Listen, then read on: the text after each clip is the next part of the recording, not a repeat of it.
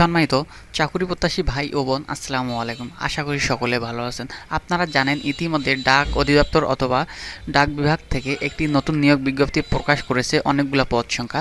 তার মধ্যে postal operator এই পদের কাজ কি, বেতন ভাতা, পদোন্নতি আছে কিনা পরবর্তীতে বিস্তারিত আলোচনা করব। চাকরিটি স্থায়ী এবং অস্থায়ী সম্পর্কে আলোচনা করব এই ভিডিওটাকেও স্কিপ না করে সম্পূর্ণ ভিডিওটা দেখার চেষ্টা করবেন, হয়তো বা আপনার ভিডিওটা দেখে আপনার ক্যারিয়ার দাঁড় করাতে পারবেন।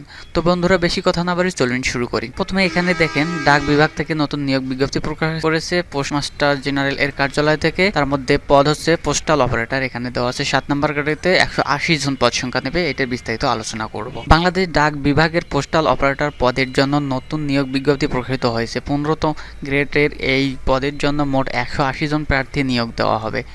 এইচএসসি পাস প্রার্থীরা আবেদন করতে পারবেন। আজকের ভিডিওতে পোস্টাল অপারেটর পদের কাজ, দায়িত্ব, বেতন ভাতা, সুযোগ সুবিধা, পদোন্নতি এবং পেনশন সুবিধা নিয়ে বিস্তারিত আলোচনা করব। পদের বিবরণ: পদের নাম পোস্টাল অপারেটর, পদ সংখ্যা 180 জন, শিক্ষাগত যোগ্যতা উচ্চ মাধ্যমিক বলতে এইচএসসি পাস, পদ মর্যাদা 15তম গ্রেডভুক্ত।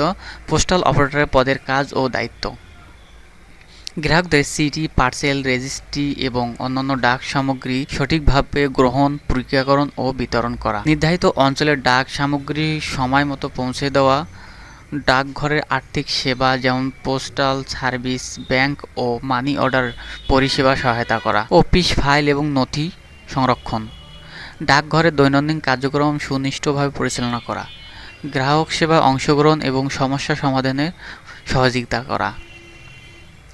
বেতন এবং সুযোগ সুবিধা: বেতন স্কেল ৯৭০০ থেকে শুরু করে ২৩,৪৯০ টাকা পর্যন্ত।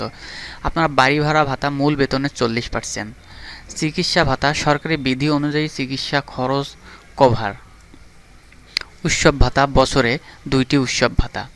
অতিরিক্ত সুবিধা: বার্ষিক ইনক্রিমেন্ট, সরকারি চাকরির ছুটি, স্থায়ী চাকরির নিশ্চয়তা।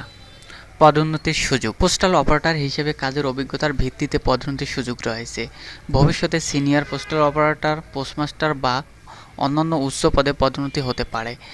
নিয়মিত প্রশিক্ষণের মাধ্যমে দক্ষতা বৃদ্ধি এবং উচ্চ পদে উন্নতি হওয়ার সম্ভাবনা।